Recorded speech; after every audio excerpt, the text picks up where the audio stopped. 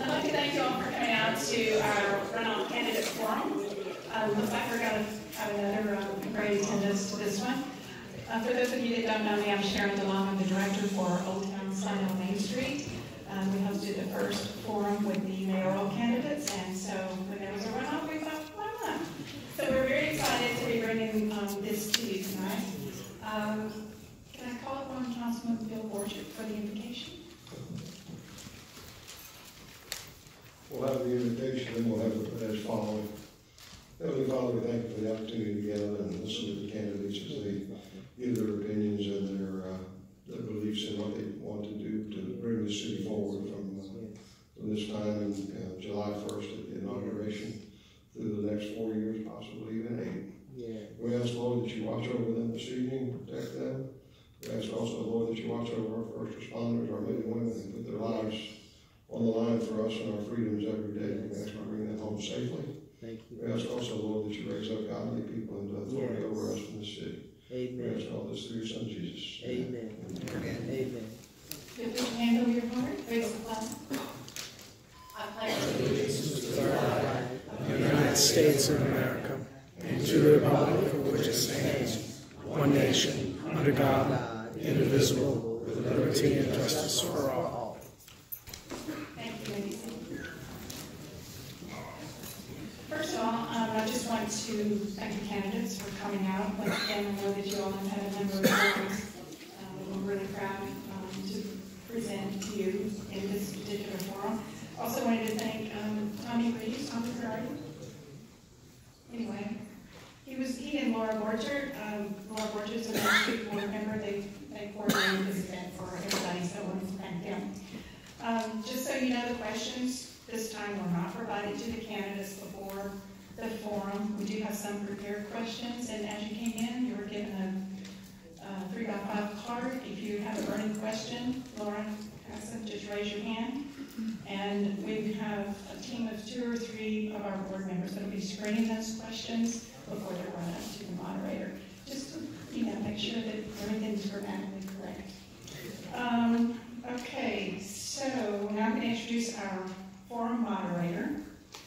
Owning an insurance agency that's been in business since 1901, our moderator has been involved in the community for many, many years. From being Rotary President in 2003 to being voted one of the City Business Women of the Year in 2010, and to working with the Louisiana Economic Development on Ready Communities pilot program. She's certainly no stranger to civic and community-centered, a civic and community-centered mindset. So ladies and gentlemen, I'd like to bring in Brenda Case.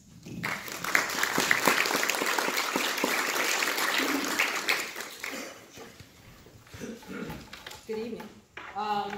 Just a word about the rules of engagement for tonight so that everyone knows. As Sharon said, the questions were not provided to the candidates this time. We decided to mix it up a little bit. And we're also asking for written questions. The rules of engagement are as follows. The G candidates, runoff candidates, will go first. They'll take the floor first, and they'll have up to 45 minutes if needed to answer the questions that are presented. And then the candidates will have an opportunity. They'll have 2 minutes for an introduction, and we have provided an introductory question for that. And then there will be 2 minutes afterwards to summarize. The mayoral candidates will start as soon as the council candidates end, and they will also have the same process. They'll have 2 minutes of introduction with an introductory question to incorporate in that, and then 2 minutes for each question, with one exception. There's one that's going to be allowed 3 minutes because it's a little more complicated, and then finally 2 minutes to summarize at the end. So we're happy to have with us tonight the 2 candidates, runoff candidates for District G, Cindi King. Thank you for being with us tonight, and also Glen. Thank you for being with us tonight. I'm going to alternate the questions so that the same candidate doesn't always get the same question first. But we'll start, and after that order, I'm going to start with Ms. King, and this is going to be the introductory question. You'll have 2 minutes for it, and the question is this. When making a decision regarding a controversial issue, do you view it as your responsibility to support the position of those that are most vocal, those that have supported you, those with territorial attitudes, Or do you decide in favor of what is best for the community as a whole? That's a great question. I would say that as a city council person, I would do some research. That's my my forte as far as my what I do for a living. Look at the data that relates to the problem. I would consult my constituents, and I would listen to the arguments on both sides. I would have to say, though, that from my experience watching the city council in the past, I like to think that I would put my city first, and then my constituents, because I feel like what is good for the city is good for my constituents in the long run. I would try not to be too short-sighted. So, thank you. Thank you very much. Mr. Sutherland. Well, I'm a non-party candidate. I'm not in either one of the parties. So I would take the point of view to hear everybody's concerns. I would, like Cindi said, I would do the research, and I would try to come up with. I would look to represent the district first. That's my focus. But I would try to consider everything, and then consider the balance between the city and the district, and then make a decision. I've been teaching government for 25 years. Kind of feel like I know what the issues are in government, and I feel like that my background would help me come to a consensus whenever making a decision. I would be glad to step across the aisle and work with anybody, Republican, Democrat, Independent, to make a choice. Thank you. All right, the next question is, I'm going to start with you, Mr. Sutherland. It is, what is your plan to work with the new mayor to enforce compliance on local codes and ordinances? Well, we were at a forum at Pinewood Country Club recently, and each candidate that was running, they all said that they were for pushing the ordinances. And that's my big issue. That's why I'm in this race. I kind of get the feeling right now that our area is kind of slipping. So I would be right behind the mayor in trying to enforce those codes. The codes were written in 2002, 2003, and I think they're good codes. If the feeling was that we had to revisit that, you have to understand, there were democratically agreed to codes in 2003, but if the feeling in the city is that we need to look at them again, I would be willing to do that. But I have no problem right now with the existing codes. They just need to be enforced. That's my number one issue. Thank you very much. Pose the same question to you, Ms. King. I've already spoken with the candidates for mayor about this at length. In my 30 years working with my neighbors in the homeowners association, that's always the number one issue. It's always been hard to do anything about it. We've had some successes, we've had some failures, but absolutely, I think we need to do that. In my neighborhood, we have many elderly people, and their homes are their biggest asset, and they need those property values to stay high for them, for their financial security. Absolutely, I'm very passionate about the codes. I think that we absolutely need to enforce them, and I agree that we have some very good codes that need to be enforced. I would like to take a step further, and in my neighborhood, we have ordinances which were set forth in our neighborhood charter that we would like to try to get to put some teeth in it somehow. I realize that that's very difficult in a democratic society, but as I said, I've worked with my homeowners association now for almost 25 years, and I've served on the board for 15 of those. Actually, I spearheaded the organization of our homeowners association, about 15, after Katrina. And, like I said, I'm passionate about it. I would absolutely stand behind a mayor who would put some teeth into those codes and try to enforce them. Thank you. Ms. King, I'll start with you again on the next question. It is the public perception that our city government and its departments operate as silos rather than as a collective entity. We're all in the same boat, but rowing in different directions. What specifically will you do to unify everyone's efforts to improve the quality of life in Slidell? Well, again, Because of what I do, I feel like collaboration is one of my strengths. I have supervised adult educators in my classroom for many years, and much of that is in collaboration. I feel there's always a common ground that you can find. I think respect is a big part of that. I don't really know a lot about the problem that you're talking about. I would have to know more about it, but I really do think that I have some skills in these areas, and I would really want to use my experience in trying to find that common ground for the good of the city, because after all, that's what we're after. Thank you. All right, Mr. Sutherland. Well, as I said before, as a non-party candidate, I don't mind working with Republicans, Democrats, Independents, and that's my mission, to come out here and work the best I can with the other members here. As a coach of 25 years, you have to be able to work together to have success. I've been in 3 successful programs here, Sutherland High School first, and Slidell High School, and now Mandeville High School. And you have to be able to get everybody on the same page. You have to work together with other coaches to have success. And that's the kind of approach I would take with the council members. I would be willing to talk to them, to try to research the situation. I don't ever mind trying to sit down and understand other people's concerns for what's best for everybody. Thank you. All right, I'm going to start with you on the next question, Mr. Sutherland. Please elaborate on your affiliation or non-affiliation with a particular political party. You already touched on that a little bit. Yes. So ever since I went into teaching, I decided that I was going to be an independent. I have some views that are of the Republican persuasion. I have views that are of the Democratic persuasion. I have views that are of the independent persuasion. I also don't want to be controlled by any party. I don't want to be told how to think and what to do. But I'm willing to, I think it's the best place for me to be. And there are a lot of people that are feeling the same way as I. There's a lot of people moving in the independent area. Good. Thank you. Ms. King, I'll ask you the same question. I am a registered Republican for the last 30 years. I was reared in a Democratic family. My father was a friend of the Long families, and he did a lot of campaigning for them. So I would say socially a little bit more moderate, because I work with children and I see what programs do, what social programs do for them, and how important it is to them and their families. Fiscally an absolute conservative.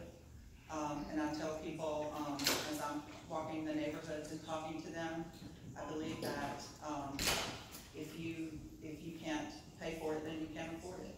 So politically, I would say that is my view. However, I respect both, any party. I have a really good friend who's a Democrat. We have great conversations, and we have a lot of common ground. We have some disagreements, but as far as affiliations, I am affiliated with the Republican Party. Ms. King, I'm going to ask you the next question as well. This is from the audience. It is, what in your program will convince senior citizens to vote for you? Well, I would say that in my 30 years that I've lived in Slidell, I've worked with the senior groups, both through my church and through my affiliation with the Slidell Women's Civic Club. We do visitations at the senior citizen home, and I feel like I'm passionate about, as far as the elderly in my neighborhood, as I stated before, I'm passionate about trying to preserve the integrity of their homes and the value of their homes that they've spent much of their lives developing and putting their lives in. So that's what I've told the elderly as I've spoken to them throughout my campaign. I want to preserve that for you. I want you to be secure in your biggest investment, which is your home. And I'll work hard for that. Thank you. Mr. Sutherland. I would say walking around the district and speaking to many of the older people in the district, one of the things that comes to mind is that they point out these code issues that we've been talking about, but they're not in a position to complain because they're afraid that the person might come back at them. So what I've tried to tell them is say, look, if you give me a chance to do this, all right, you can call me at any time, and I'll be glad to take it up for you. And I heard Bill speaking recently at Pinewood. He was talking about how with code enforcement, they have it set up in a way where you have councilmen and then you have private citizens. So I feel like I would be in a better position than a private citizen to help the people with their concerns. Public safety is also a major issue. That would also be something that I would push to protect them. They have little neighborhood watches in the neighborhood, but there's a lot of concern out there too. So that would sort of be the way I'd focus it. Thank you. All right, Mr. Sutherland, I'll go to the next question with you. We'll start with you. The recent sale of the Pinewood Country Club to private investors has been front page news. Do you think this is a good deal for the neighborhood and the city? And please elaborate. And this question will allow 3 minutes. If you'd like. Well, I think it's an unbelievable deal. I mean, I cannot tell you how happy I was that Chris stepped forward. Of the 3 entities that we had the city that was vying for it, and that certainly was understandable from their perspective, the flooding issues that we have in the city. We had another private investor come in, and he was a recent golfer. I didn't feel very comfortable about him. The person that got the job was the right job. Chris was raised out there. I think he has full intention to try to make it work. I don't know if the other investor did. I'm really elated by it. Actually, I also think that maybe we could do something together. I mean, we could still put those ponds in. I think you consider, if the FEMA money is still available, I think we can still put the ponds in, and that would cut down on some of the maintenance on the golf course. That would alleviate some of the flooding problems, because back in Brookwood, I'm hearing a lot of complaints about flooding over there.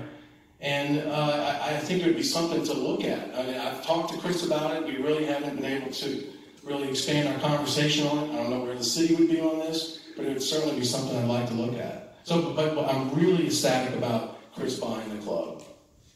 And I also think it's really good for the city, too. Thank you. All right, Steve, I'll give the same question to you. I agree with Mr. Sutherland. I can't really add a whole lot to that. I have a great deal of respect for Chris, and I know how hard he's working. I was very disappointed in the decision that the city council made not to purchase that property, because our neighborhood is becoming more and more flooded. In the last 30 years, I've never seen the flooding that I'm seeing now. You can't even get into the neighborhood. So I was really hoping that the city would decide to purchase that property. After all, I think we've already got almost $1 million investment in that property as a city. And so I would hate to see that go by the wayside. I agree that I think that there's room for an agreement between the city and the property owners to try to use that property as a way of detaining water before it goes into the W14 canal. And I would like to see that if it's possible. I don't know the legalities of the situation, but I would hate to see that the money that the city already has invested out there not to go to waste. And it right now is, because there are some other issues that I won't elaborate on right now as far as the actual use, the way that it was determined whenever they put it in. The intention of it to be used in a certain way is not being used that way. So. But yeah, I'm excited about it. I think it absolutely turned out the best way that it could for the homeowners. And that is if we can make a success out of it. And I have very high hopes that we will. They also have one heck of a superintendent out there. We're going to have another question from the audience. And that is, we'll start with you, Ms. Keith. What will you do to keep Country Club concrete streets from deteriorating? Oh gosh, by myself, that would be a feat. deteriorate, and I absolutely would push for preservation of our city streets. I'm very excited about having West Pinewood being redone because it's in really bad shape right now. On my trails, as I've said, I've talked to some people, and the sidewalks are deteriorating. They're not being maintained as they should, which is a safety hazard. Those are some things that I'm concerned about. I'm going to do everything I can, and that's in a nutshell. Thank you. And question to you, Mr. Sutherland. What would you do to keep country club concrete streets from deteriorating? Well, in moving around the district, especially in the old country club area, things I think are looking pretty good. But Cindy's right. West Pine was in deplorable condition. And I understand it's on the docket, but as an independent voice of the district, I would be fighting to keep to make sure our streets stay the way they are. I mean, there are some issues in some of the surrounding areas. And I plan, if I win, I plan on investigating those issues and trying to get right on top of it. Thank you. Okay, the next question, I'll start with you, Mr. Sutherland. What specific plans do you have for economic development of the vacant Winn-Dixie property in District G? Well, I was talking to one of the constituents in our area. He works for Textron. And he was talking about how he had a lot of trouble finding VOTEC workers, welders and workers such as that. And this also goes for that area out there by the mall and some of the areas that are vacant. Why can't we push for a VOTEC Institute? I don't know why we can't push for state grants and federal grants to try to turn it into some type of institute, so our kids, we don't have, there's more in the VOTEC area at Mandeville High than there is at Salmon and Slidell High. And so our kids are not getting trained in jobs that are needed in this particular area. And so if we were able to push for something like that there, we could keep our kids here. They wouldn't have to go all the way to Chalmette to get trained in that area. So that's one of the things I would want to push for.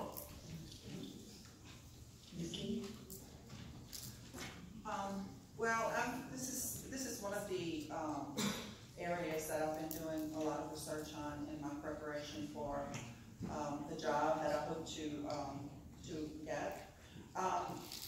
We have really, as a city, we have to look at what are the needs and what businesses are doing it well.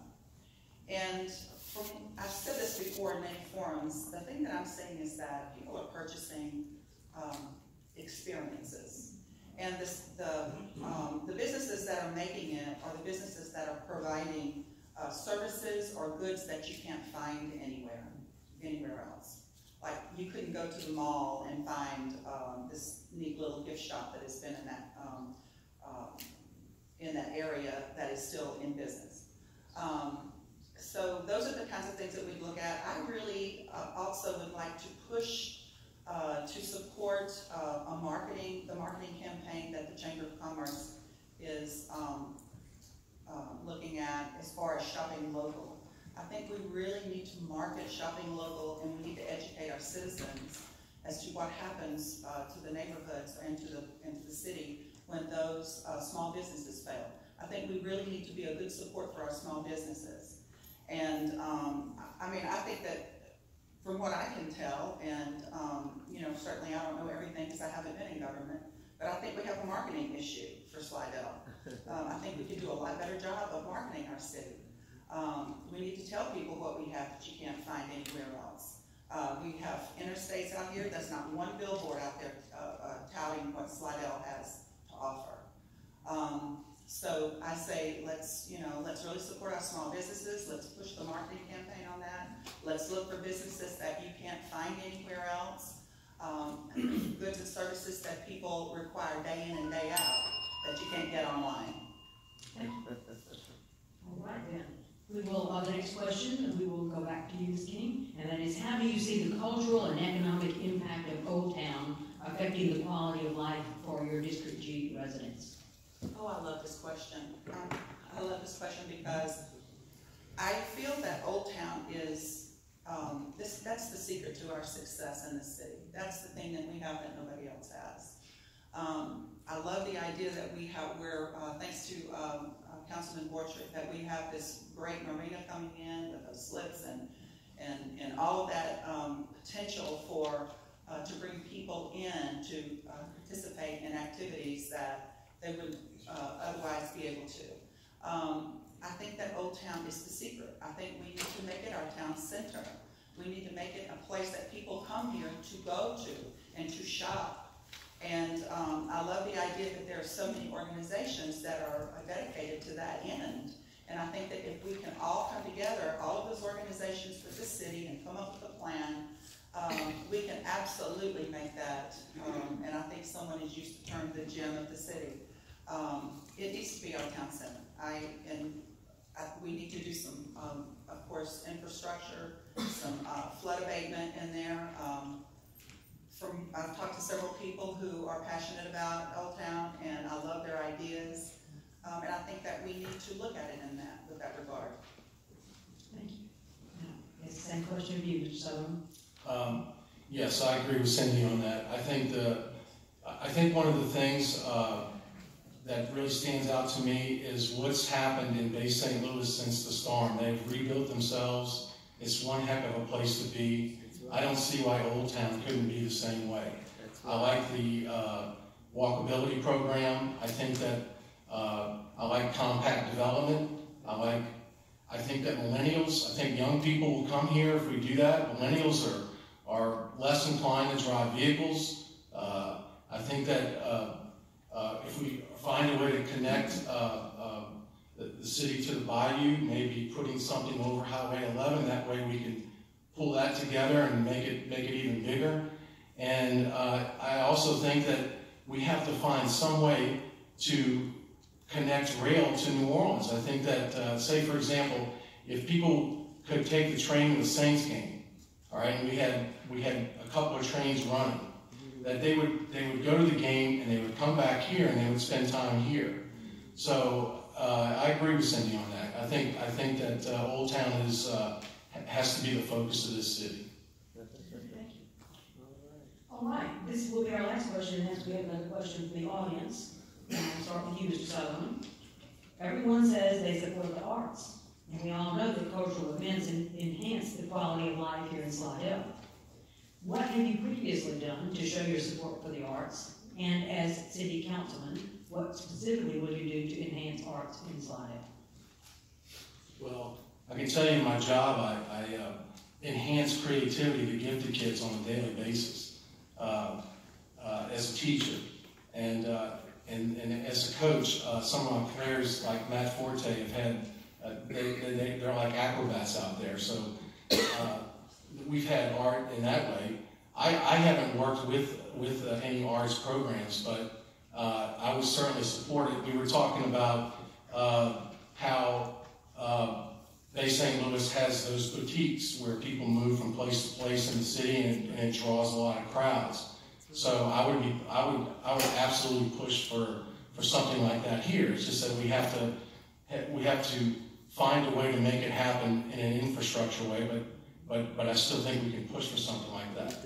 And I think the festivals that we have here, I think we can just continue to build on those festivals. I think that with the development of Old Town, we can turn them into something bigger. Thank you. Ms. King?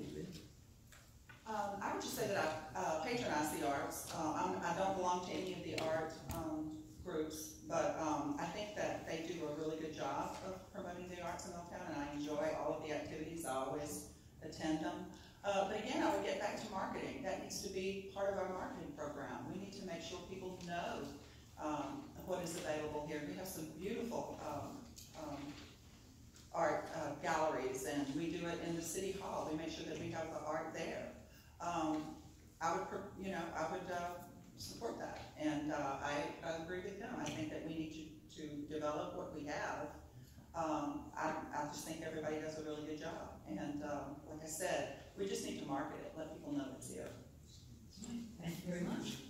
So now it's time for our 2-minute wrap-up, so each candidate will have 2 minutes to just elaborate more or say anything else that you'd like to say. And we'll start with you, Ms. King. Okay. Well, I lived in my neighborhood for 30 years. I've been married for 38 years to my husband, Scott, who is the superintendent of Pinewood Golf Club now. We have 3 children and 5 grandchildren. I belonged to First United Methodist Church for 30 years. When I was there, I served on the Board of Trustees. I participated in the Extra Years of Zest elderly program where we provided food. I was a youth counselor. I was in charge of the fundraiser for their missions. I served Slidell Women's Civic Club now for about 15 years. We do community outreach. Right after Katrina, like as I said, I spearheaded the reorganization of our Country Club Homeowners Association, and I served on that board for 15 years. I have a master's degree in educational diagnostics. I have a +30 in applied behavior analysis. Both of those disciplines I use in my profession to drive instruction, but they're both data-driven and research-driven decision-making to solve problems, and I'd like to put that to work for my city. That's about it. I'd like to thank you guys for having us out tonight, giving us the opportunity to set forth our agenda and to introduce ourselves. Appreciate it. Thank you. Mr. Sutherland, you're right. For me, I guess you can say that I got into this for selfish reasons because of, I think, what's happening in our neighborhood. I feel like code enforcement is the #1 thing that we have to be concerned with. Let me just give you some background on why I think that is. We are not a Clipper Estates. We do not have a covenant that was written just recently to be able to put liens on people's house for not following code. So I think the only way to make this happen, and I had to do it as a private citizen, is to lean on code enforcement to do it. And I think I've developed a relationship with them where I can be the person as a councilman, as Bill mentioned over at Pinewood, that category, they give councilmen, they put them in front of the private citizen when they go in there and complain about things. Also, they're sort of set up on a complaint basis, and I'm willing to go in there. And the second thing is just open communication. A lot of the complaints I've been hearing are code violations, and I'll be glad to take care of that. I've asked the citizens to call me at any time. You know, I've been a coach and a teacher for 25 years. We work long hours as coaches. I'm willing to give up coaching completely if I win this race and focus just on this district. My party is really this district. And like Cindi, I want to thank y'all for letting us come out here and give our views to the citizens. Thank you both. Can I just add one thing? Go ahead. I left out. I'm very nervous. I'm not a public speaker. For the last 6 years, I've served on the Board of Zoning Adjustments as a commissioner, and I've served as the vice chair for the last 3 years. And I would just like to say that's how I decided to run for office, seeing some of the things that are coming down, and I just really think I have something to offer as far as my skills, my skill set, my education, my passion, my knowledge of my neighbors, working with them for 30 years. So I just forgot to add that. Thank you. You have anything to add, Mr. Sutherland? One last shot? No, I think that I covered it. Thank you both very much.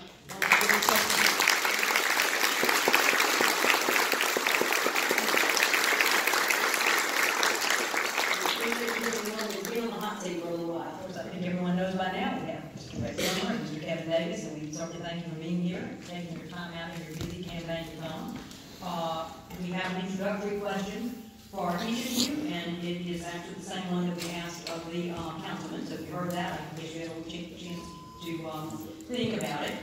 So would you include in your introduction, and you have 2 minutes, and we'll start with Mr. Cromer, when making a decision regarding a controversial issue, do you view it as your responsibility to support the position of those that are most vocal, those that have supported you, those with territorial attitudes, or do you decide in favor of what is best for the community as a whole?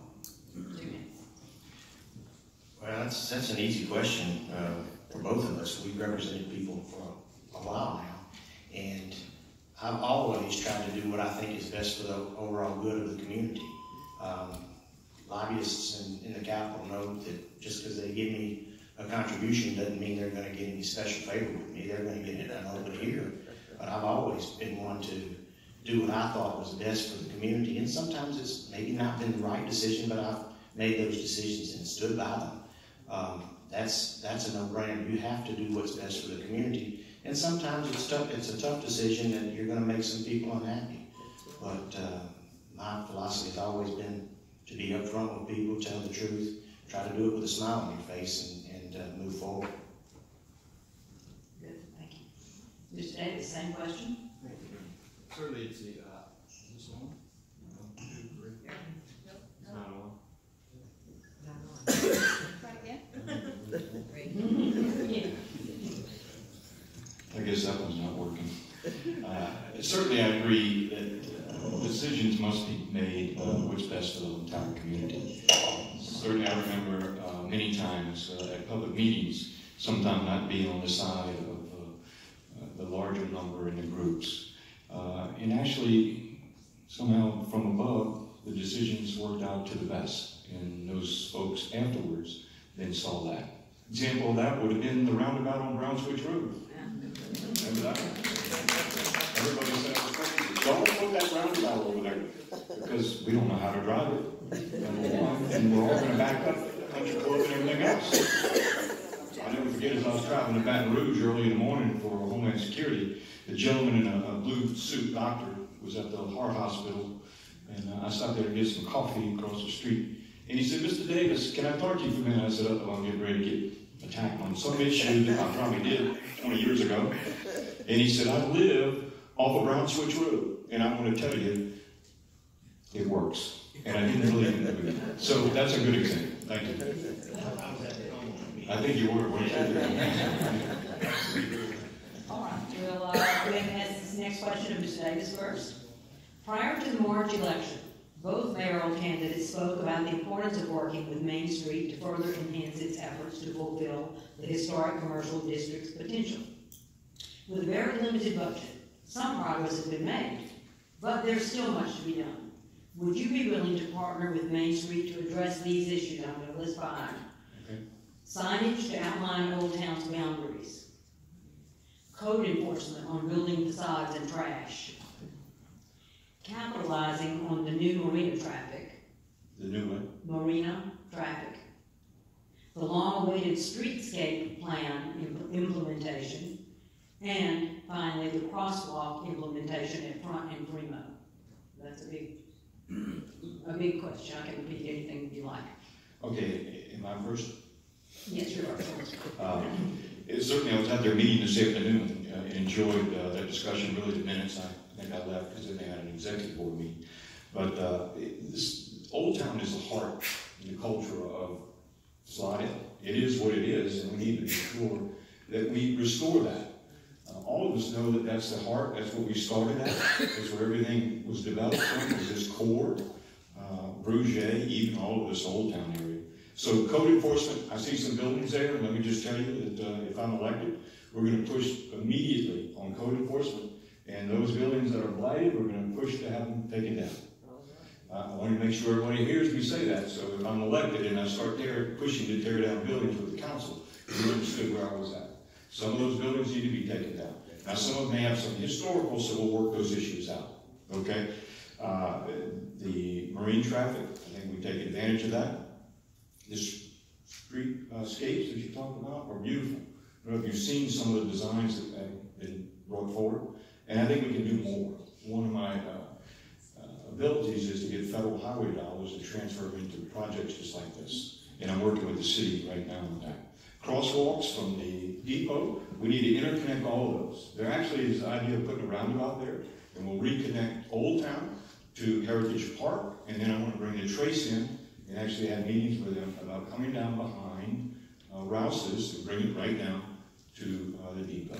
So at one point here in the future, you'll have a complete walkable community, and like I said, Old Town is the historic beginning of the city of Slidell. Thank you. Mr. Cromer, same question. I will repeat it since it's a long one. You like? Yeah,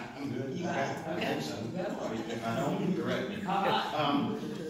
The Main Street program is a vital asset in the community. I've talked to Sharon several times about the database of information they have on the buildings and the ownership of the buildings that are down there, the people that are actually engaged in doing things with their buildings and those that are not.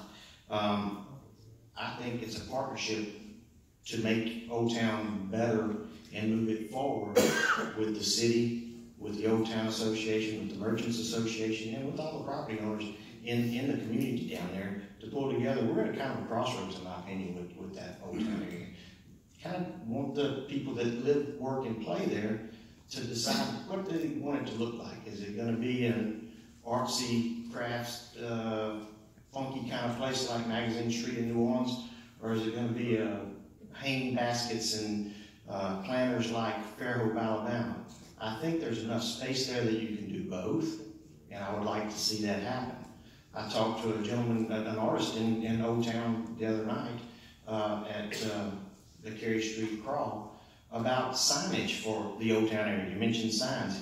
He makes those kinds of things, and he showed me some of his work, and I think it'd be just outstanding to put him in charge of doing the signage for the community. He's got a fleur-de-lis design, but we talked about it. We can come up with something that represents us, maybe like a pelican that represents pelicans on parade or something like that.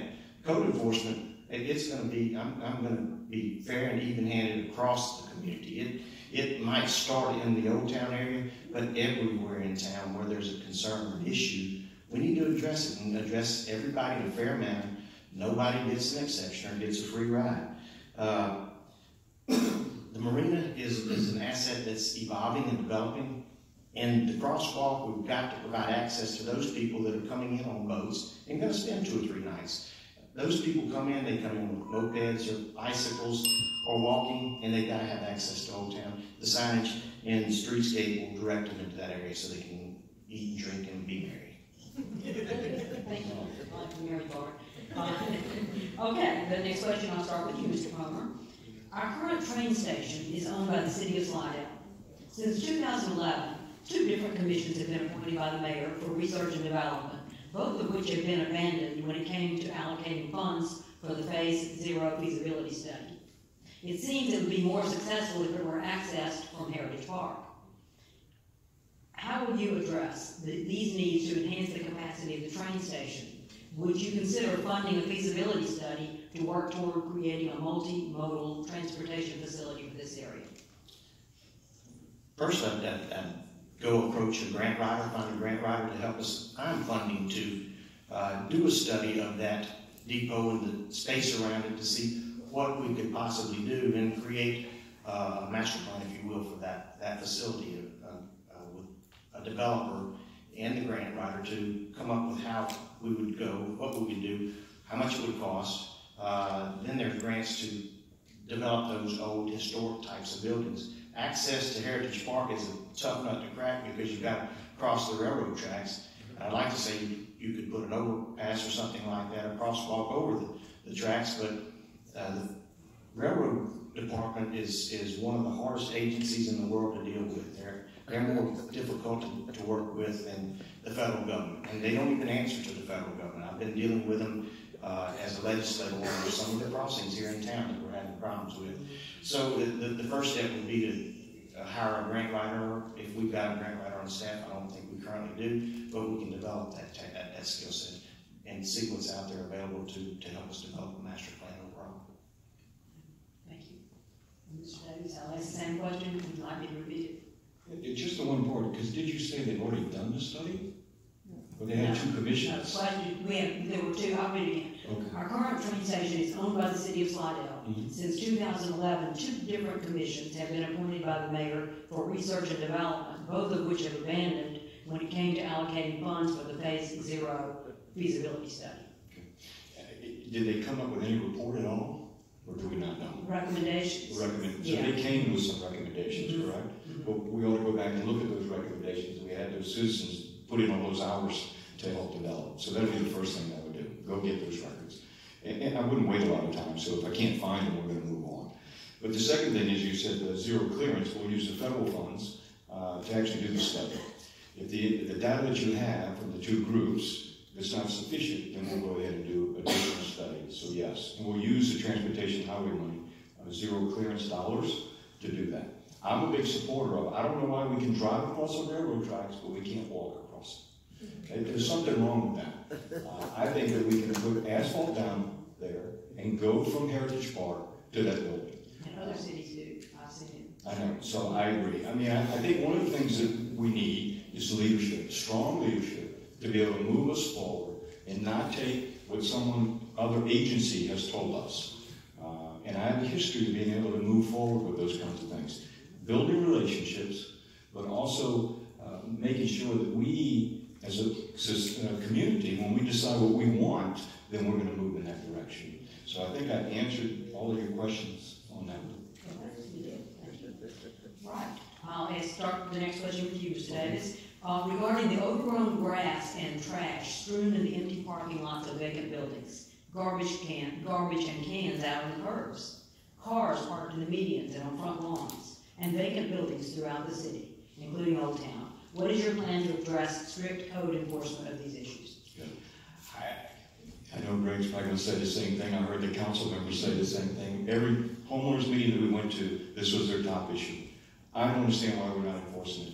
I can assure you, if I'm elected mayor, it'll be the first thing within the first 90 days, and I'll give you a report back to the public of what we've accomplished and what's happened within the boundaries of the city. Because we are going to mobilize our people. You talked about the seniors, and you talked about their home equity and the things like that. If we continue to let our subdivision deteriorate because we don't enforce codes, we've got a real problem. So that has to be enforced immediately, and I plan as mayor to do that in all areas of the city, not just Old Town, that you specifically asked me about that, but all of our subdivisions throughout, including our shopping centers. And we don't have to do it meanly. Certainly, most of us here know many of the developers, and I think that once we start working with them and they understand our issues, all of you have traveled somewhere else. For Easter, I went to visit my family in Montgomery, and I get off to Exit, and it's beautiful with flowers. We can do that in Slidell, folks. We can.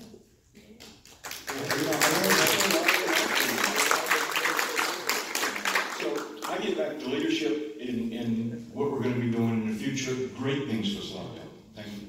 Great. We've talked about this. Code enforcement is going to be uniform across the board. Everybody will be treated the same. One of the things we're going to look at, make sure we got enough code enforcement officers, if there is a need for additional funding there. But I agree with Kevin. We don't have to be harsh and nasty about it. If we've got some elderly folks that can't take care of their properties, can't take care of themselves, well, let's go work with the schools or other organizations to come up with service hours that we can put young people to work in helping these folks brighten up their properties, cut their grass, weed their flower beds. Take a Saturday and Boy Scouts, Eagle Scouts, projects for them to help within the community, engage them in the community, teach them about public service and helping one another. I agree that the interchange is one of the things that I've heard at every day when I've walked neighborhoods is beautification of our community. Our gateways into our community look shabby. I'm here to agree with you that we've put some really neat, nice signage around it. Now let's go maintain that signage and develop it, put some flowers in, put some trees in, improve it, spruce it up, and then maintain it. That's the hard part, maintaining and having the funds to continue to maintain it. But we'll drive for that, and that'll be our goal. Thank you. Next, I think we'll take an audience question, and we're going to ask it first, Mr. Cromer. What is the number one asset in Slidell, and what is the number one problem in Slidell? Our number one asset is our people. I was here after Katrina working as a city council person, and I saw it firsthand. People in Slidell they're open, they're loving, they're friendly, they're welcoming, warm. And after Katrina, people weren't looking for a handout, they're looking for a hand up. Give them a tool to work with and let us put ourselves back together. That's what we did throughout our community. And it's the spirit of Slidell is our biggest asset. People pulling together, helping one another, and moving our our community forward. Our biggest problem right now is, you see it every day, it's a depressed economy in our community. One of the other things that we heard everywhere we walked was, what are you going to do about creating jobs and creating opportunities for our children to stay here and not leave home? That's right. That's our biggest problem that I see, keeping our citizens, our children, our future growing and stimulated with tech jobs, tech sector jobs, possibly aerospace jobs, jobs that support Stennis, they support Michoud, they support the biotech corridor or the warehouse district in New Orleans, jobs that support the entertainment arts folks over in Baton Rouge. We can supply, we've got engineers that have put men on the moon that have come from our community. Right. We've got engineers that have launched a space shuttle 130 times, coming from our community. Right. Folks don't give Louisiana, around the country, don't give Louisiana, Mississippi folks enough credit for what they can do and how smart they are.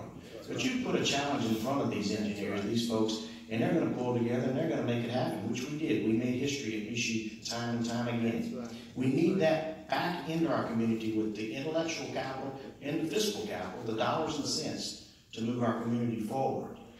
You take that capital and you take the spirit of our people, and we're going to go places. Can you go over it again? I know the one was the best asset. What is the number one asset in Slidell, and what is the number one problem in Slidell? I don't want to be redundant, but I would have to agree. Certainly, from my perspective, is our citizens and the people that are here are our greatest asset. What we need to do is have some leadership to help them move forward, so that we all know what the direction is and the vision is for Slidell. One of the things that you hear a lot of conversations about, we're not sure who we are or where we're headed. I think that has to change. I think that we as a group have to come together after all this election. Greg and I are great friends, no matter who wins. And we need to come together and let's move our city forward. And I think that's our best asset, and we can do that. Put aside all of our differences and let's move forward. The other thing that I have to say is probably some of the worst things. I know we all heard about the jobs, but blight is a big issue. I think if you drive around this city today, it saddens me to see in my old subdivisions where I grew up, and new subdivisions where we walk, or new commercial areas that now are boarded up and abandoned, and kind of just sitting there. No enforcement, nothing's happening. As your mayor, what I'm telling you, I promise to meet with those owners of those properties and work out some kind of an arrangement so that we can move forward. We will help them, and I think small business and large business too, they want to partner with us. I know we both were just at the Stennis, the annual meeting of Stennis. Annual, we ought to be having a meeting with them every month. We ought to have Stennis, the director, here every month and say, what can we do for you? Right. How do we create jobs? How do we move forward? Because that's what people do. Thank you. All right. The next question will be for Mr. Davis.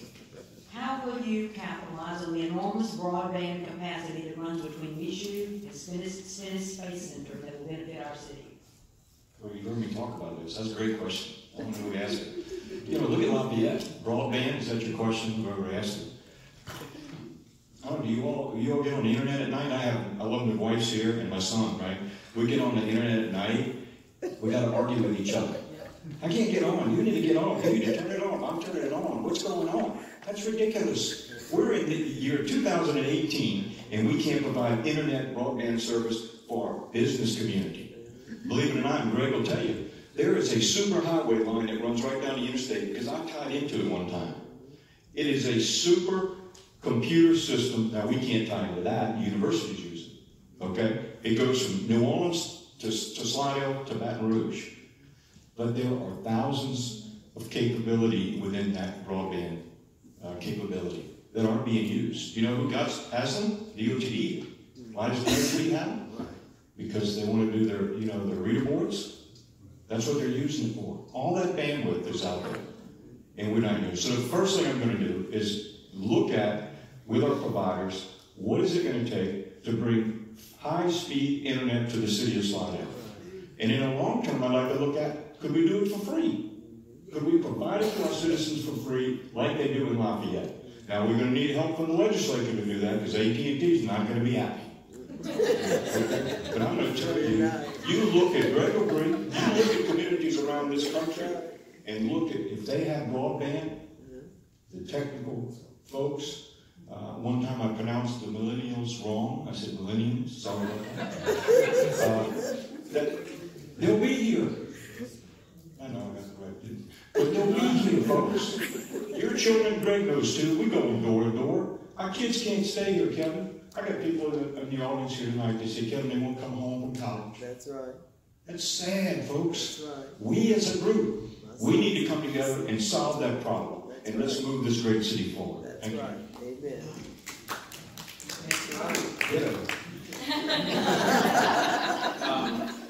Kevin's right.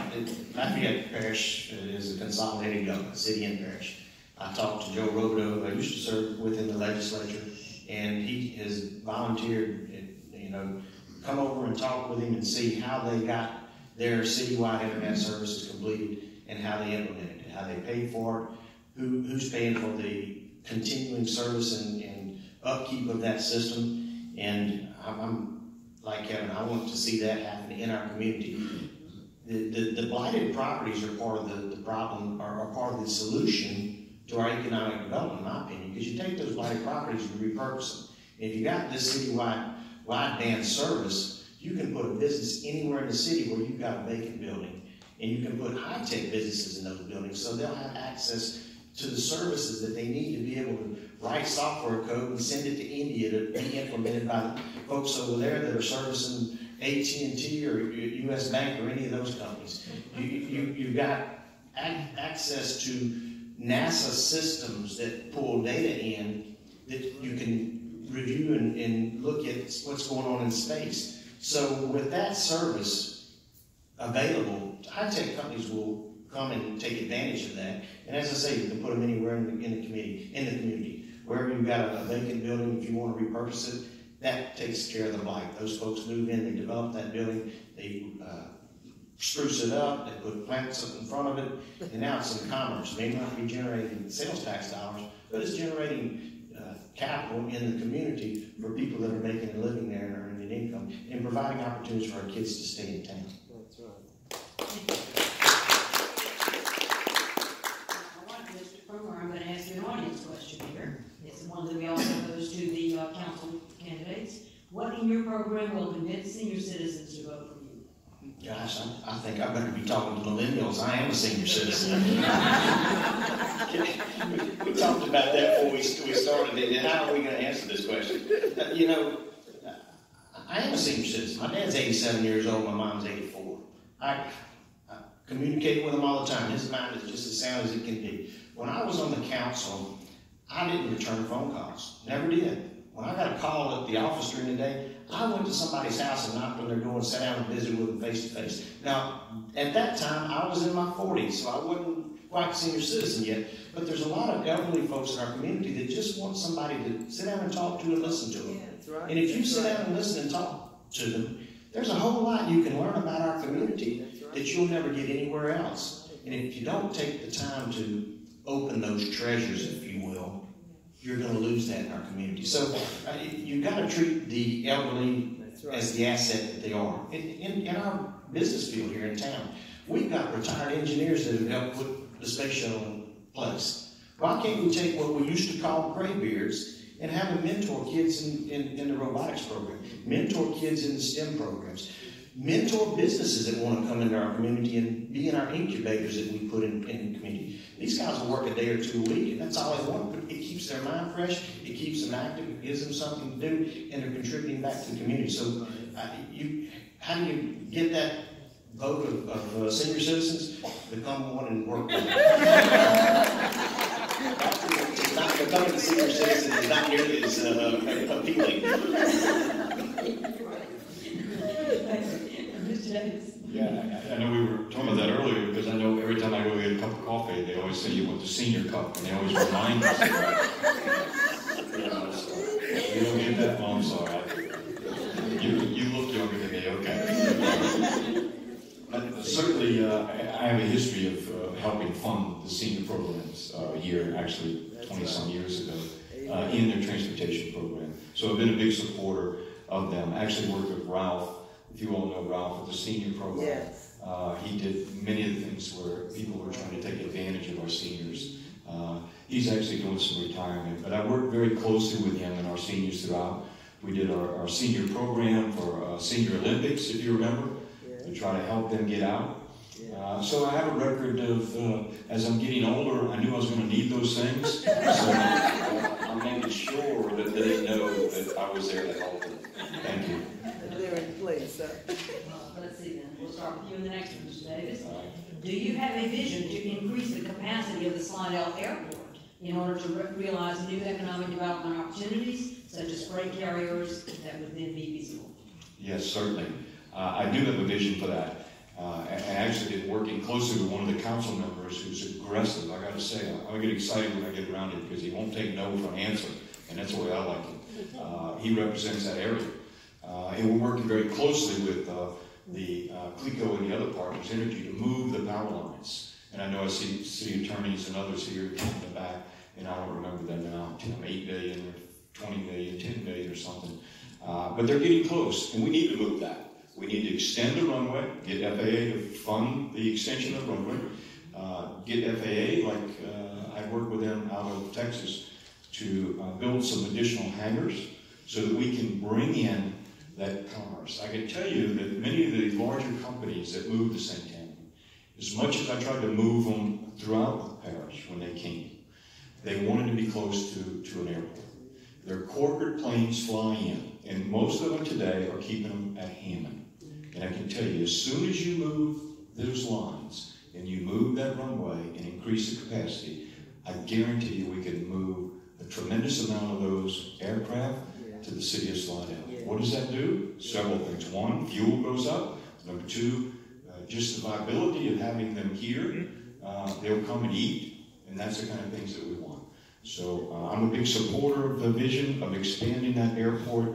It'll never, let's be honest, it'll never be a commercial passenger airline. So don't everybody worry, because they'll hear us say this tomorrow, phones will ring up the hook, saying, I live out here, we're going to put airplanes with passengers. So, but what you're talking about, I'm definitely supporting.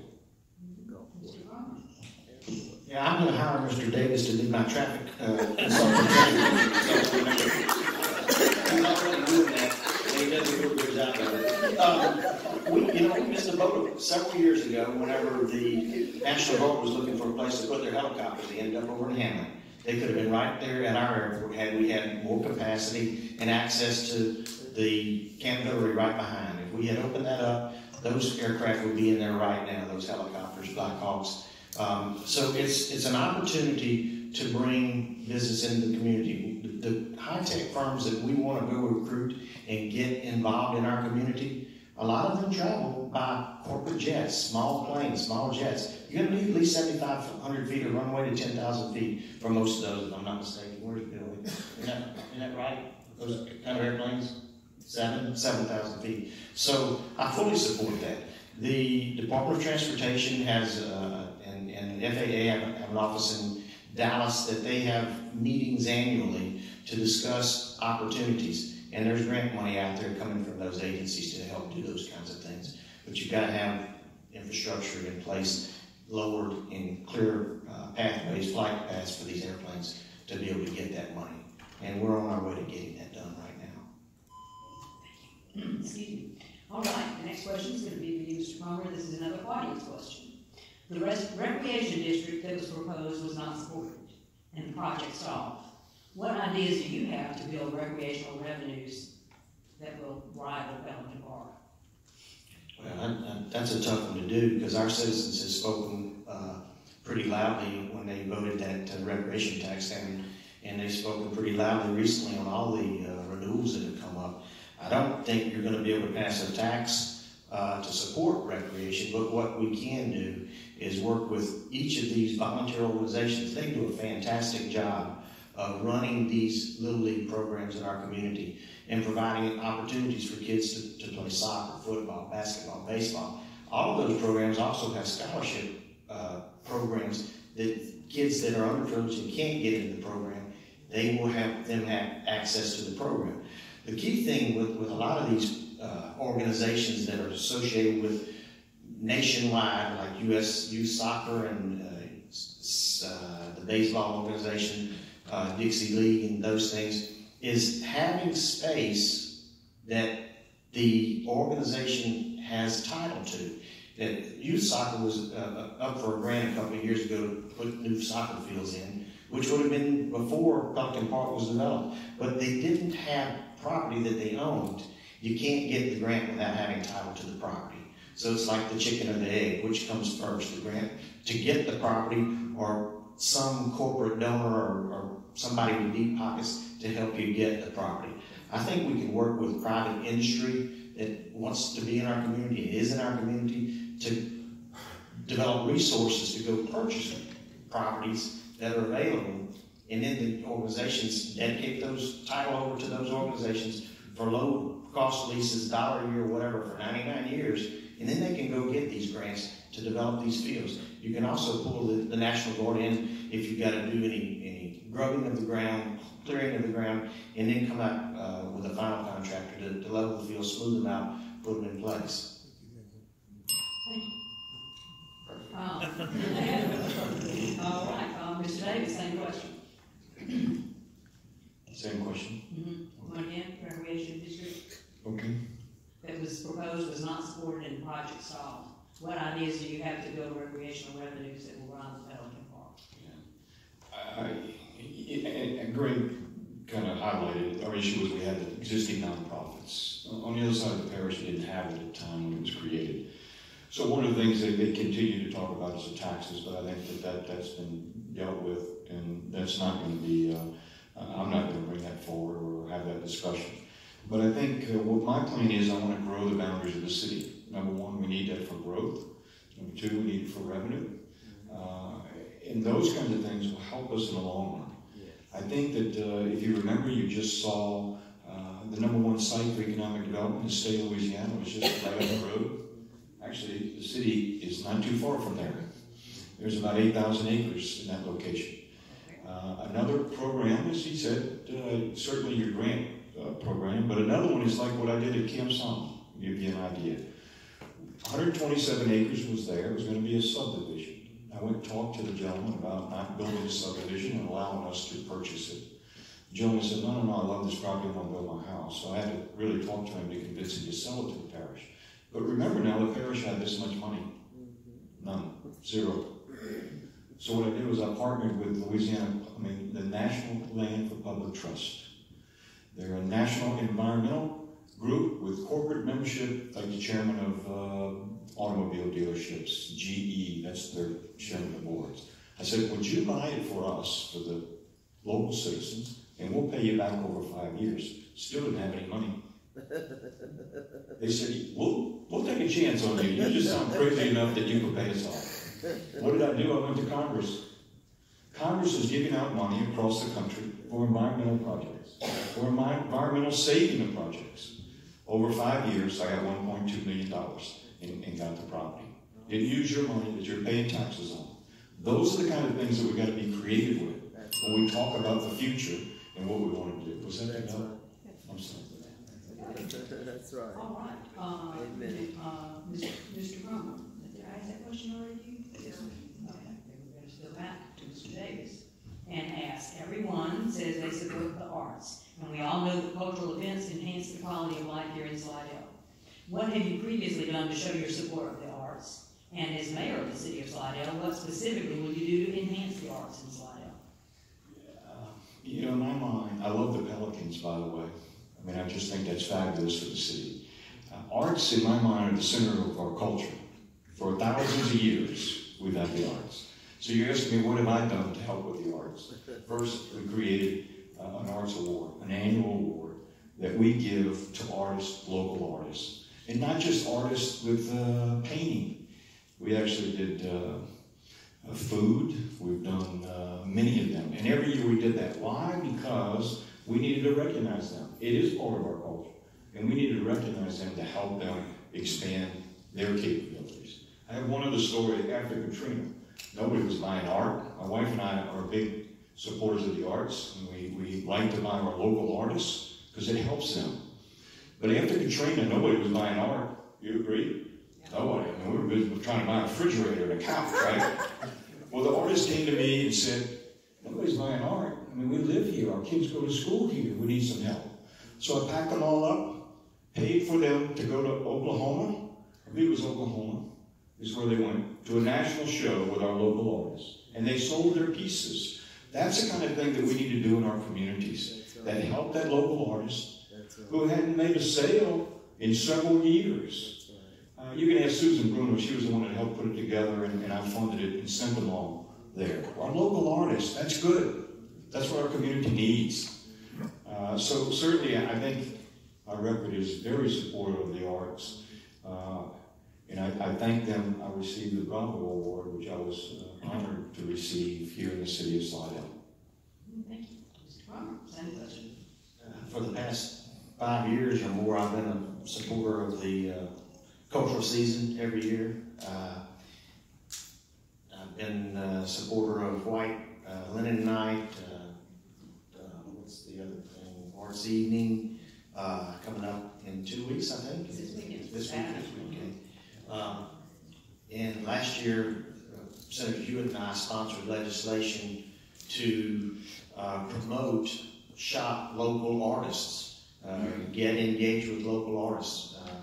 I did also purchase one of the Pelicans for on parade and had Adam Sembola to actually do my Pelican, and told him that I wanted a realistic Pelican. I didn't want some eclectic, and it's a piece that sits in my living room right now. My grandson gets on it and rides it sometimes. So I think those things are sturdy.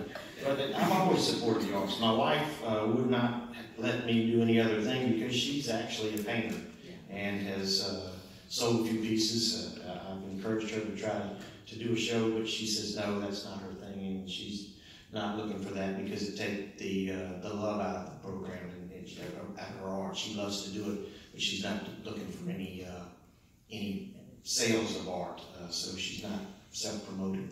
But we've always been supporters of the arts and participating in the arts programs here in the community. We've been invisible to those programs. Thank you. We have another audience question now. We'll start with Mr. Cromer on this one. It's clarify and expand on your ideas for collaboration with parish government that would benefit Slidell. I've got a good relationship with the parish president currently. I have to because we see her quite frequently in the Capitol and find Pat very easy to work with. We've got issues with the W14 canal, W15 canal. Who cleans it and maintains it?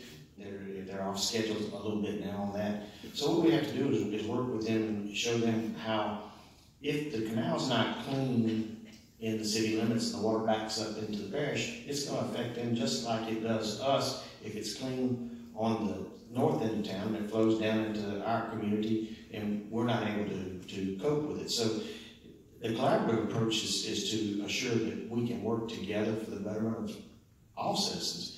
Our parish councilmen represent, a couple of them represent portions of Slidell, the city of Slidell, and the same citizens and constituents that we serve. Whoever becomes mayor, I consider them the mayor of 90,000 residents. Everybody in our area, whether you're in Oak Harbor, Eden Isles, Magnolia Forest, considers themselves Slidellians. And we have to treat Slidellians as such. Though you only represent essentially 27,500 people in the city limits, we have to look globally and think globally, regionally. Same with economic development. We get a business that comes into the parish on our border, those folks are going to shop and play in our community and they're going to spend their dollars in our community. So it's a partnership that has to be understood between their administration, our administration, and our council members and the parish council members. And I think they have a good collaboration with that now, probably as good a relationship with the two councils as there's been in a while. I want to continue to promote that and make sure that the mayor's office supports that and grows that relationship. Very good.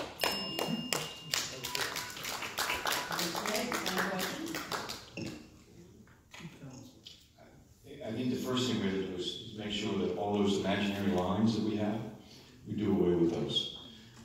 As Grady was said, which interestingly enough, You have parish councilmen who represent many of you in this room, who will serve on parish government, not on city government. So the first thing we're going to do is get rid of those boundaries. Yes, we have them when we deal with some technical issues. But what I want to do is discuss with them infrastructure improvements, not just for us, but right around us, so that it benefits their citizens and ours too in the city. And we work together to solve those problems. Drainage, as you mentioned before, I don't really understand this. You own it, no, you own it, and the citizens are suing the city. I mean, that's our resident. Why are they suing us? We should be helping them. I don't even understand that, but that's another story. So, drainage, taxes. Certainly, somebody's going to ask that question, I guess, later. So we need to solve that problem and work collaboratively together. It may not be that we're going to be able to nudge the 2-cent sales tax, but you heard me say earlier what we need to do is grow. We want to expand. And I can tell you there's not an issue with them for us to expand. So you're going to see some of that if I'm elected. Then the other one is sewage. We haven't heard much about that. But I can tell you when I left, there were over 650 large plants in this parish. There were over thousands of individuals. And we can take them to you right now. I can show you some areas right here, close to the city. What we need to do is partner together and build a system for sewage and water for the southeast Slidell area, including all the way to the Pearl River, all the way back up, and all of us together. You can do it cheaper when you talk about grouping all of that together. Take these systems down, do the same thing that is done in other communities, and that is wetland preservation. You take your sewer and you put it out there, and you have one plant. So there's a lot that we can do together, and that's what I'll do as your mayor. So let's see, we'll start next with Mr. Davis. How do you view the efficiency and effectiveness of Fire District Number 1? Excellent. How do I view them as excellent? I worked with many of those. I had the great honor of working with Chief is here, I know. The men and women are out there every day for us. So I'm a big fan. In particular, I don't know what the issue might be. There's something that I'm missing. But I think they've done an excellent job. When we need them, they're there, and that's what's important. Be it a senior or a regular citizen. I think both fire and law enforcement in this city and the surrounding area are excellent. And I applaud the chief and the chief. Yes. Thank you. Yes. Mr. Cromer, same question. I think our fire district does an excellent job of what they're given. They're really good stewards of the tax and fee base that they receive, and they do a phenomenal job. Their rating with the National Fire Board rating and the Insurance Institute out of New Orleans, I think it is, correct me if I'm wrong here, has a very significant impact on our property insurances here in town, on our property and casualty insurances that we have on our homes. Their ratings and their ability to be on a fire timely, to have fire hydrants and water access with good equipment, it has a direct impact on our everyday lives because it affects our insurance for our homes and our businesses. So I think they do a great job with what they're given, the stewardship of the resources they're given, and I'm proud to have them representing us in the city of Slidell. Thank you. Okay, the next question may have been partially answered, but you may wish to expand on it a little bit. Old Town, this would be for you, Mr. Cromer. Old Town and Heritage Park are wonderful community assets, but currently have limited pedestrian access. How will you expedite current plans for pedestrian crosswalks at Front and Primo? How will the current master bike plan that connects Old Town, Heritage Park, and the surrounding neighborhoods be funded? I'd like to see us become a lot more bike-friendly community with bike lanes on our roads throughout our community, and give people access or the ability to ride from Country Club to the Old Town area and have dinner, have fun in the afternoon, and ride home. The problem with that is the easiest way to do that would be to make some of our streets one way instead of two-way streets, and you take access and put a lane on one side. I don't see that happening anytime soon. The crossings for the Highway 11 out here would pursue grant money through bike programs bike organizations through out the country and through the federal government to be able to have access to complete the Tammany Trace into the community, complete the Tammany Trace and take it on out to possibly the fishing pier and have access to Heritage Park from areas throughout our city. But we need to be more bike friendly. The millennials that we talked about earlier like to ride bikes and walk and get out of their cars, leave their cars at home and reduce their carbon footprint, if you will. And we have to provide them that opportunity if we want them in our community. Thank you. Mr. Davis. Certainly, I expand on that also. We talked about it earlier, but one of the projects was the possibility of a roundabout at the train depot and interconnecting that with walkability and bicycle paths. Certainly, there was several studies that were done called the Pontchartrain path that would interconnect, the trace all the way out, as Greg had mentioned. And I think those are good. I think Gauls Boulevard, we need the sidewalks there. I think Fremo, my wife every day keeps coming up with great ideas for Fremo and the walkability and how to get there, because you have a center there, you have a center here, you have Heritage.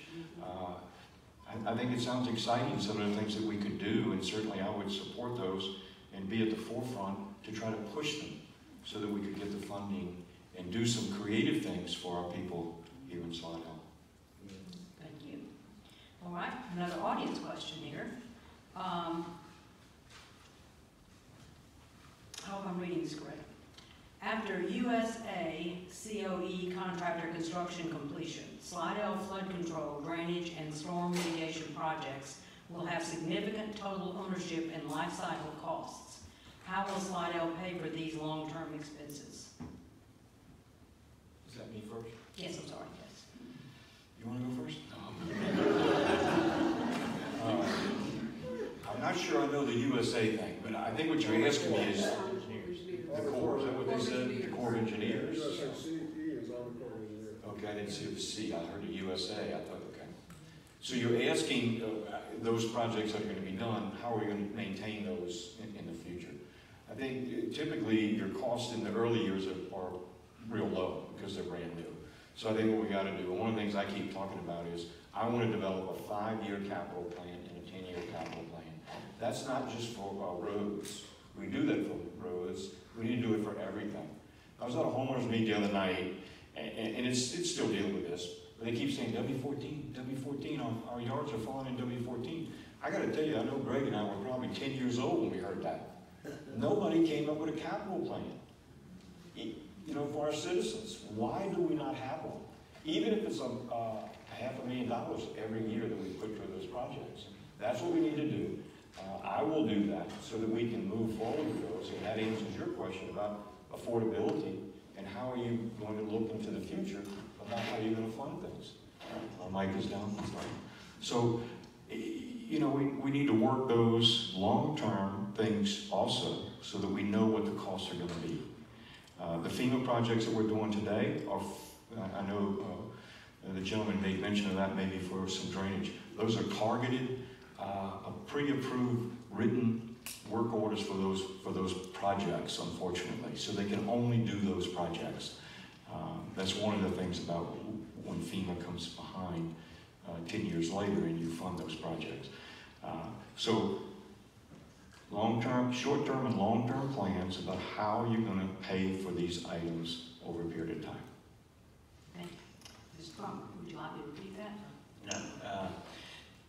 First thing we got to do with those levies, because a lot of them aren't core approved levies, is make sure that we get them approved so that they can actually have an impact on our national flood insurance rates. If they're not part of the flood insurance rating map system and recognized by the federal government, they're not doing our flood insurance any good. They may be protecting our community, but they're not doing our flood insurance rates any good. So we have to get that certified. The long-term plan is if we can create some efficiencies in government and see a savings, if you will, and start to put that in a long-term capital plan, 5-10-year plan, then you've got maintenance dollars that you can apply to those levies and maintain them over the long haul. Still, you're going to have maintenance costs with cutting grass and keeping them trimmed and patrolling them to make sure that you don't have any seepage or leakage in any of these levies that would cause or create a major disaster in the future. So we're going to have to come up with dollars and cents to do some immediate maintenance, but it's not going to be as significant as the long-term maintenance costs are going to be. And I think the only way that you're going to be able to do that would be through some efficiencies in government, or if we grow the economy and we see that there's more tax dollars coming in the system, and we actually start setting aside dollars in a long-term capital plan. Thank you. All right, the next question will be for you, Mr. Cromer. It is, with the jail and justice tax failing once again, how do you see this failure affecting us, and how do you plan to minimize the negative impacts of this decision? Well, the Justice Center tax failure doesn't have the impact on us that the jail tax does.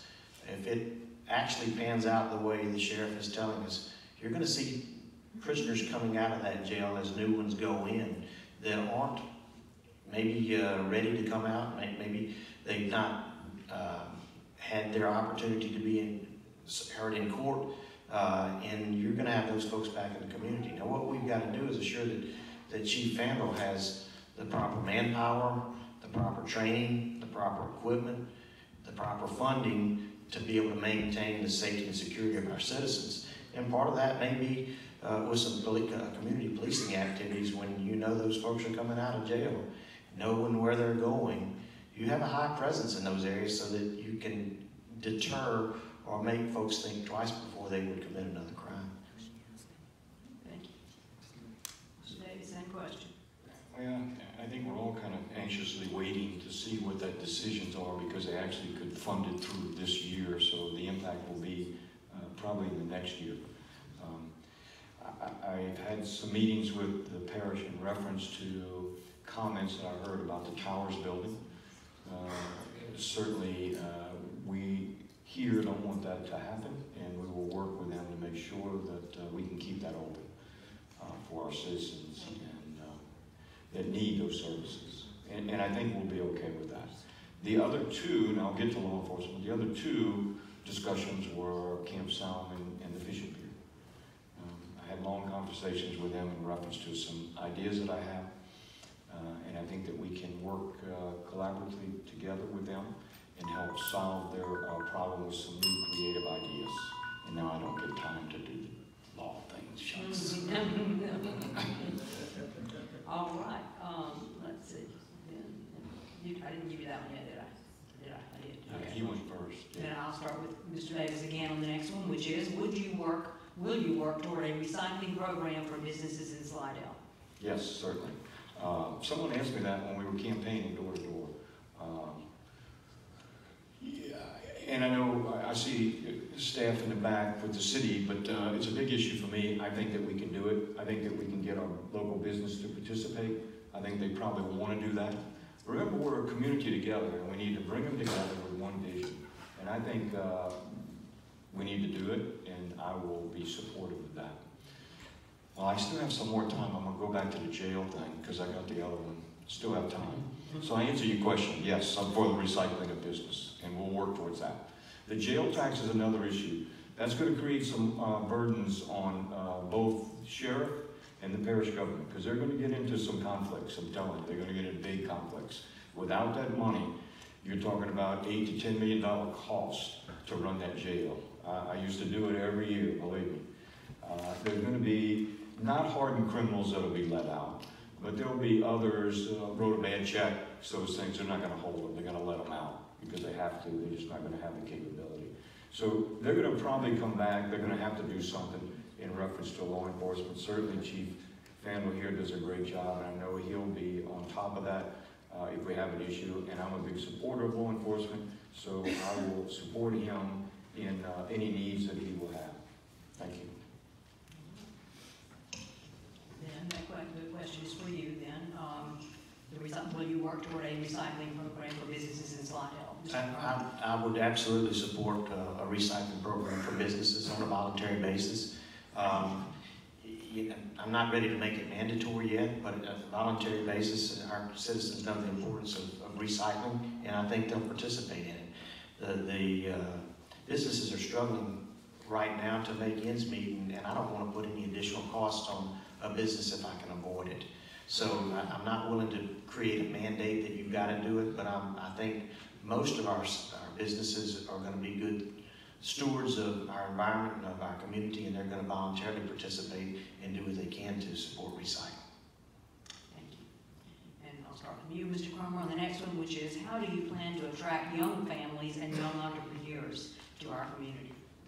Well, and you're not talking about millennials now, because millennials, they want to be down in the warehouse district and in New Orleans, where there's a lot more cultural activities maybe for them and a lot more excitement for them. But for young families that maybe are entrepreneurs, that have opportunities or visions of a business, software companies, things of that nature, we're going to, as I said before, repurpose some of these old storefronts for them.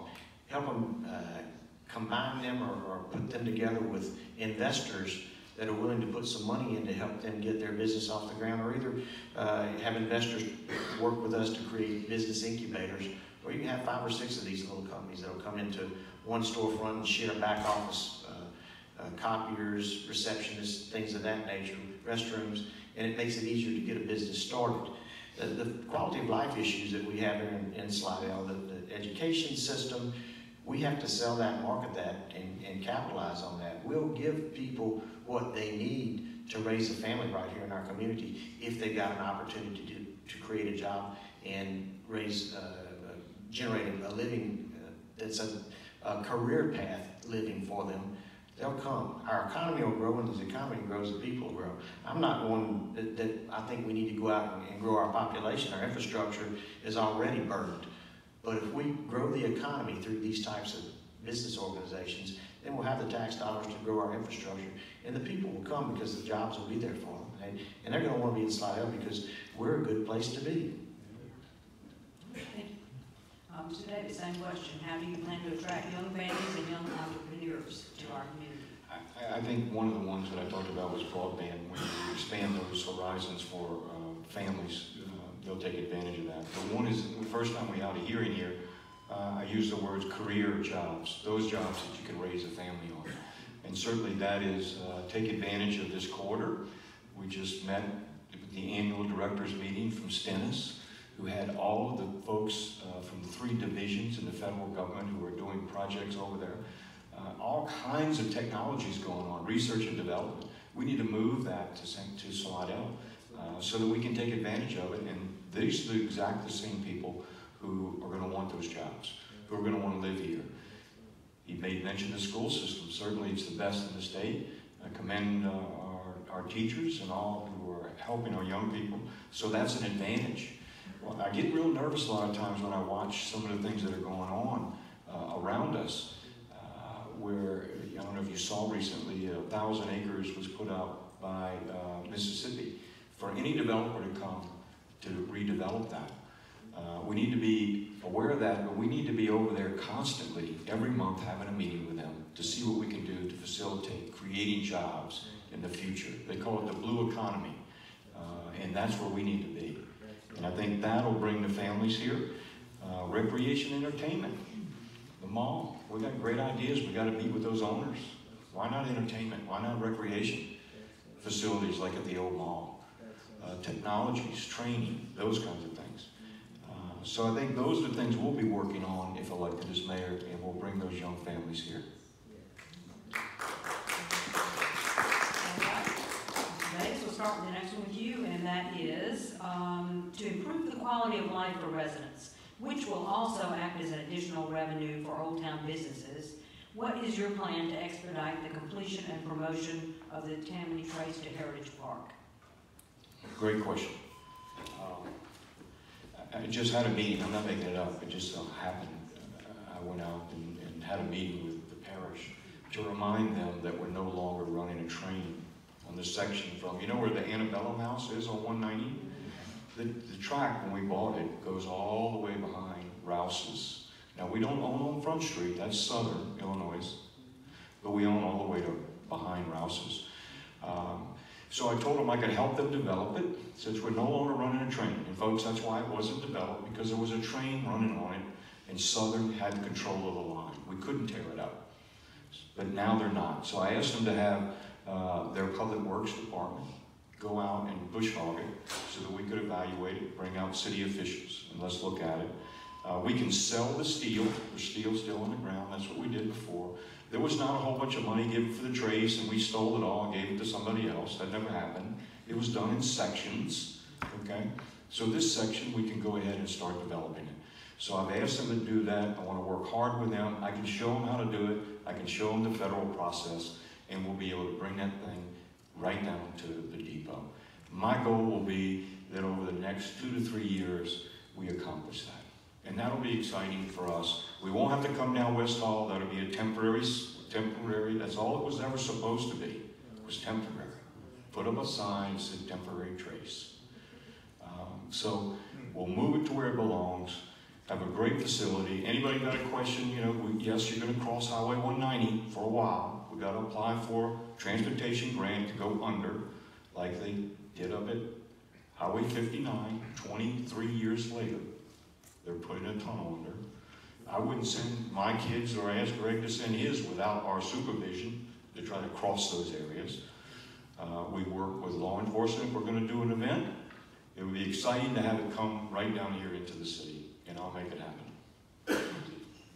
Mr. Cromer, same question. I also would facilitate trying to get that trace down the railway right into the heart of the city. There is an underpass in Mandeville that goes under 190 there, so we know that there's grant monies that you can do those kinds of things with. We just got to go out and make it happen.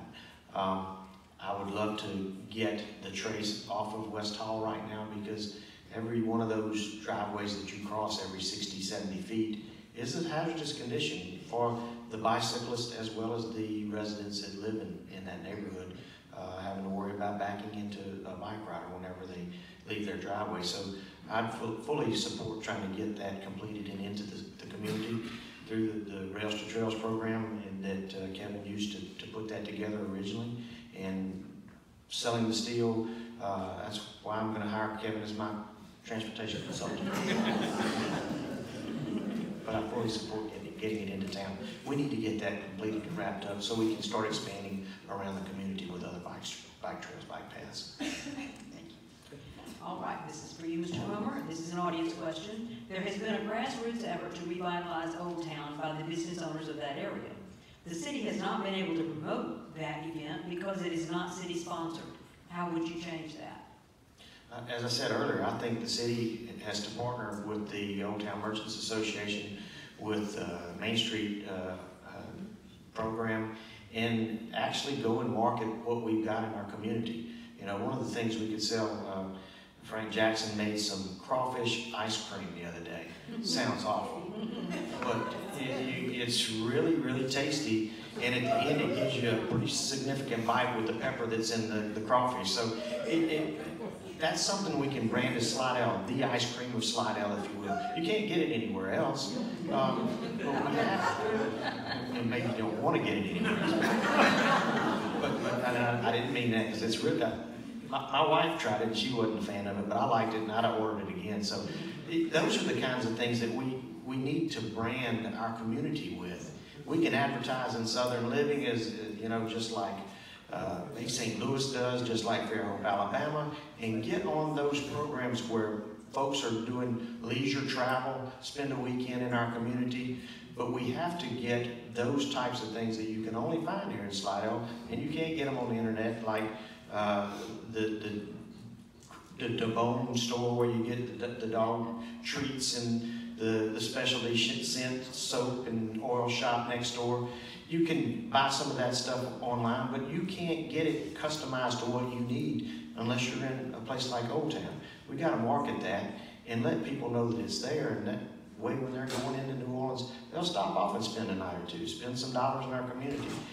That way we can help those merchants in Old Town redevelop and revitalize and really build that place up. It's a partnership between government, businesses, property owners, and the Merchants Association down there. Thank you. Mr. Davis? Yeah, I would certainly be their biggest cheerleader and fan in moving those type programs regionally, either using the media as our tool, but certainly as the mayor, I think it's critical that we are the voice for Old Town and the projects that we're going to be doing down there. I just think that it's exciting to think about it, what we're going to be able to do. He used to make me the cantaloupe ice cream, which was really good, instead of the crawfish. So you're right, those kinds of things are unique to Old Town. But I would be your cheerleader. I mean, like this weekend, you have a big event. We're going to redo the websites. We're going to redo all of that. Okay, all of that stuff is gone. You ought to be able to go on those sites, get all this information. It ought to be pumped out constantly, exactly what's happening there. I know when we did the nights, that night we were all out there last year, people would come by and say, "This is great. Why don't we do this more?" And like they do it all the time. We need more parks. I'm like, more parks? We got 34 parks. You know, we need more family events. I'm like, they're doing them.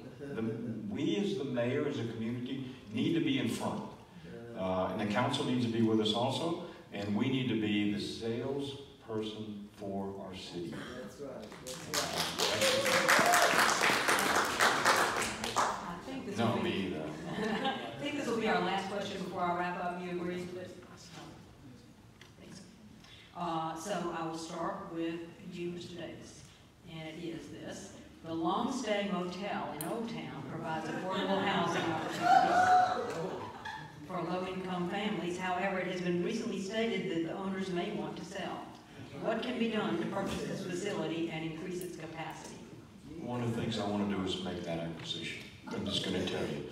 I know the owners. I think Mr. Woodward passed away. Lovely lady, Ms. Bryant. I think she has it. Folks, we need to move it. We need to take it out. Yeah. I think I'm the guy that can do that. She actually was my Cub Scout leader.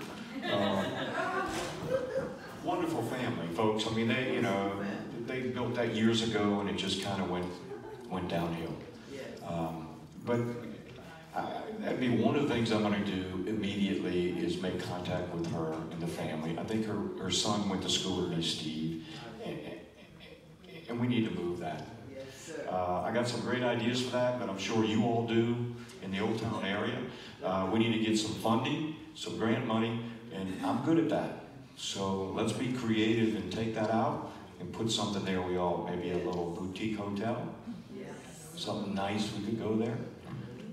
That would be exciting.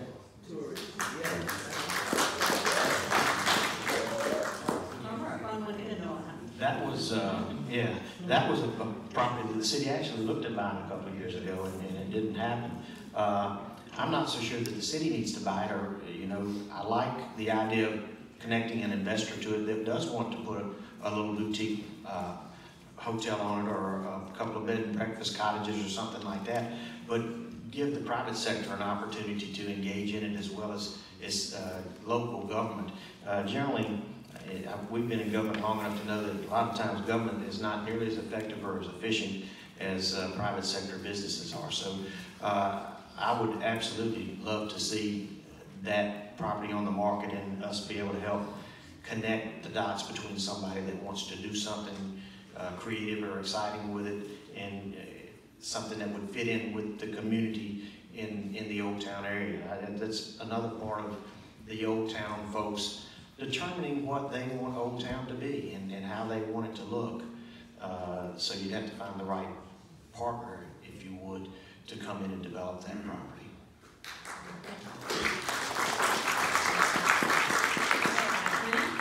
That brings us to the end of the evening. You're going to each have 2 minutes to do a general wrap-up. You can continue with questions that you didn't get time to answer, or just summarize any way that you like. We'll start with you, Mr. Cromer. Okay. I see the blighted properties in the community. People talk about it everywhere you go. The dirty street corners and entryways in the community. I don't see that as a problem. I see it as a solution. We can take and repurpose those properties to create business opportunities for people that want to come into our community and help us grow and thrive. That's one of the things we've got to get connected together. As Mayor of Slidell, you're gonna see me. I'm visible. I'm available, and I'll I'll be working with those people that we want to partner with to get them into our community, to help redevelop these properties and brighten our community, do the beautification of these facilities so that we'll have enough tax dollars to go in and create the entryways that will bring people into those properties and people that will want to spend money there. As your mayor, I'll be available, visible, and approachable. Available in that City Hall is always going to be open. My door is always open. My cell number is on my push card. I give out business cards with my cell, and my wife even put hers on. So you'll be able to get a hold of the Cromer team at any time you want. Visible in that I've got a son that plays Little League, a grandson that plays Little League. I've got children in the community that are interactive. I've got a new grandson that's 2 months old. I'll be chasing him around next year when he's starting to toddle. So you'll see me. I'm visible and approachable in that I love our community. I love our citizens, and with that being our biggest asset, I like to interact with them. Approach me and tell me what's on your mind. I'd rather you talk to me than talk about me. Together we can come up with good ideas, input from the community. The mayor can't drive the community. He's got to have some vision, but he's got to know what the citizens want and help the community move forward. He can drive the vision, but the citizens are the ones that are going to create the vision. The citizens know what they want our community to look like, what they want our community to be, and I want to work with folks that want to do that. Approach me. Tell me what's on your mind. If you don't use me, I'm useless. So with that, I'm Greg Cromer. I'm number 14 on the ballot. I would appreciate your vote and consideration on April 28th, and I look forward to being your next mayor if you grace me with that opportunity, and if not, I look forward to working with Mr. Davis as the next mayor.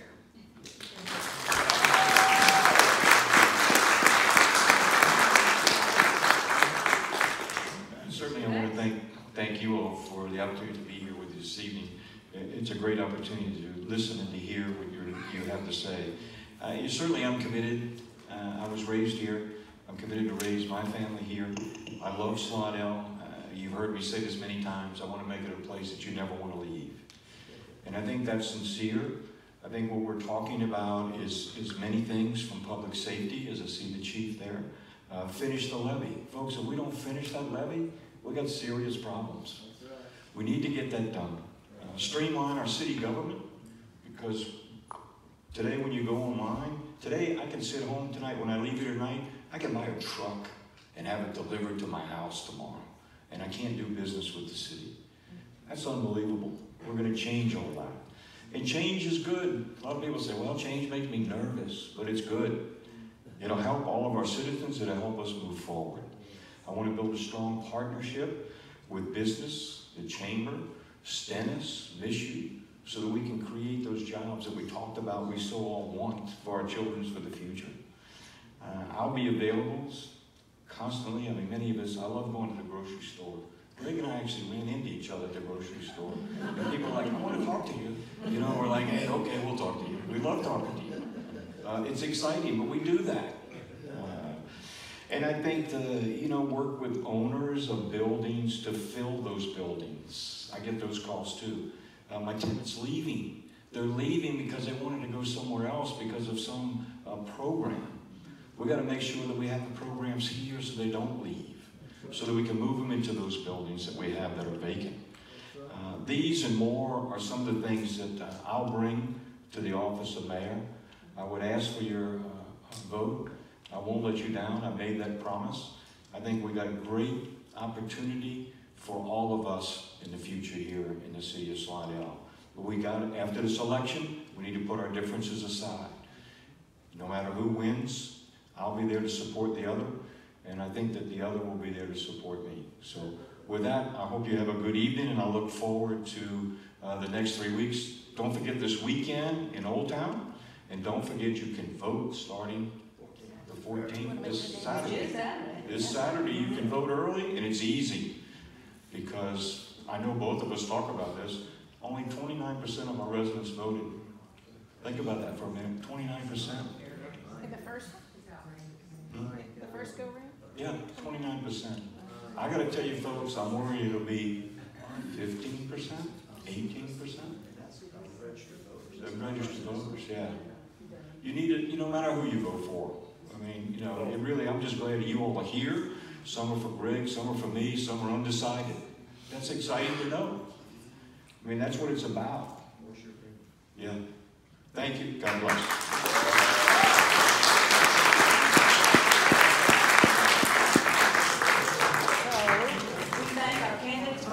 Tonight, and we thank you all for being here. I think these are the folks that will be voting. We wish to announce that this program will be posted on the Main Street Facebook page, and then later on the Cindi Facebook page. And don't forget to vote. Thank you all.